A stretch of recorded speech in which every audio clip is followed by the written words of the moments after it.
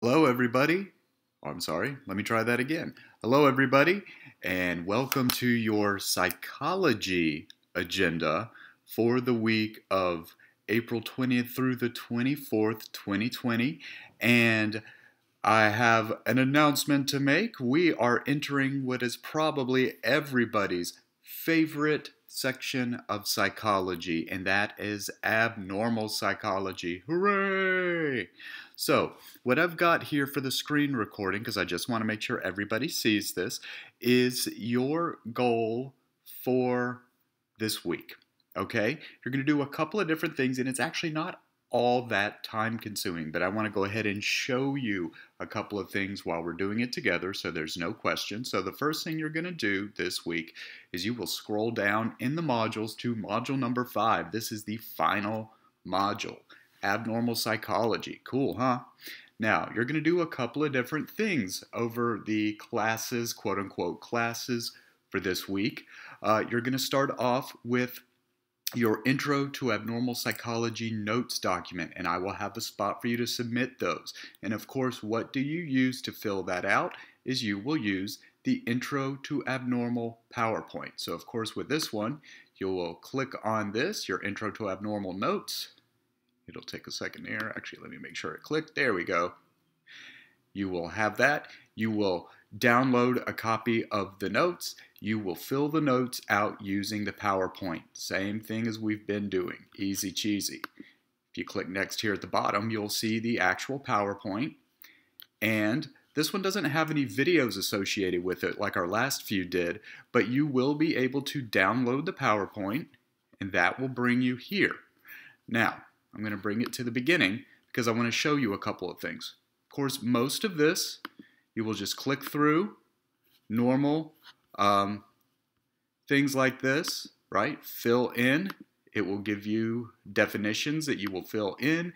It will give you different aspects that you will fill in, like always, okay? Now, keep track here with the studies. You know, of course, later on when it comes to our abnormal study guide, which will come in a couple of weeks, right, at the tail end of May, you'll have to talk about those things. So don't forget it. Here's Jehoda, which is another big one. Make sure you get plenty of information on that with your notes, your different aspects. Here's the few things that I want to really make sure I point out for you, okay? Your corners discussion. Obviously, we can't have a corners discussion because we're not doing this PowerPoint together as a class. But here is what I do want you to do with it. I would go ahead, walk through what the questions for the corners discussions would be. And I really want you to think about, okay, like this question, disorders like depression, anxiety, and eating disorders are universal. Think about where you fall. Strongly agree, agree, no opinion, disagree, or strongly disagree. All right, and walk through your questions. Now, I'm not going to make you write anything about those, okay, but please think through them. And then once you do that, you'll find ranking abnormality. You'll swing back over here. Ooh, there we go. And what you'll find is your next step will be the ranking abnormality. All right, this is a very straightforward assignment. It says follow the instructions at the top of the document in order to rank the 10 statements provided in the PDF. You click on the PDF, ranking abnormality, and all it does is tell you to rank these 1 to 10. Rank the following behaviors in terms of normalcy. Number 1 should be the most abnormal, and number 10 should be the least abnormal. Okay, make sure you get that straight. So number 1 is the most abnormal behavior in your ranking. Number 10 is the least abnormal behavior in your ranking. Now, but what I do have here is then once you've ranked them, just rank them on the piece of paper. Copy, paste, however you want to do it with your ranking. But after you rank them, it says here, after you rank the statements, include a brief explanation of why you ranked each item as you did. And you could do that underneath, or maybe even on the rankings themselves. Number 10, this behavior. Here's, here's why I made it number 10.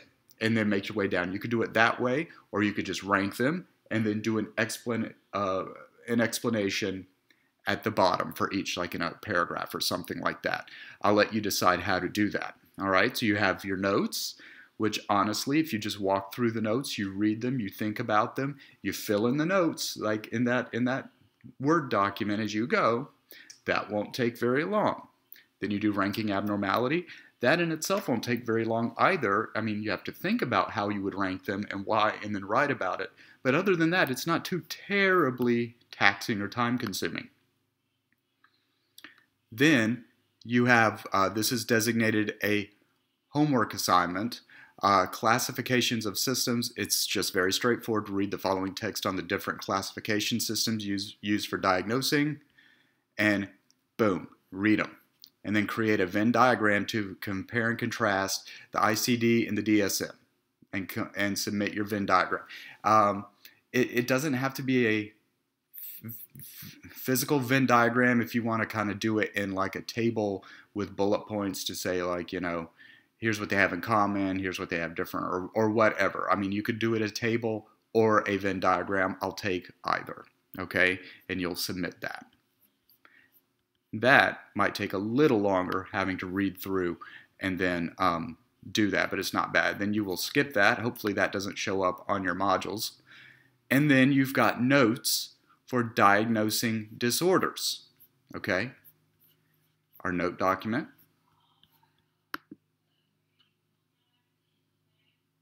Move on to the next.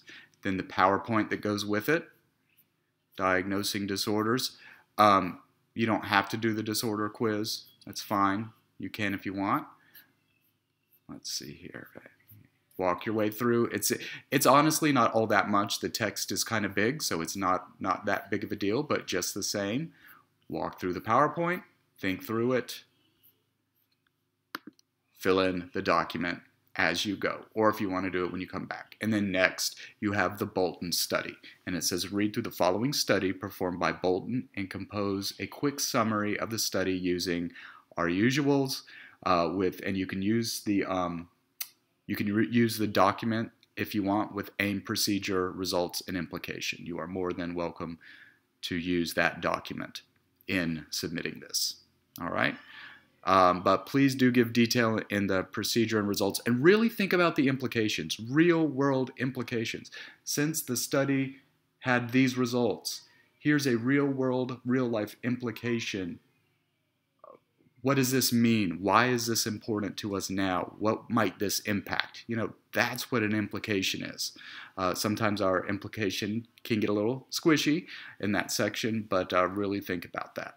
All right, and that is what you will do for this coming week. And you're like, oh my goodness, that's 2 sets of notes. You got to walk through 2 PowerPoints.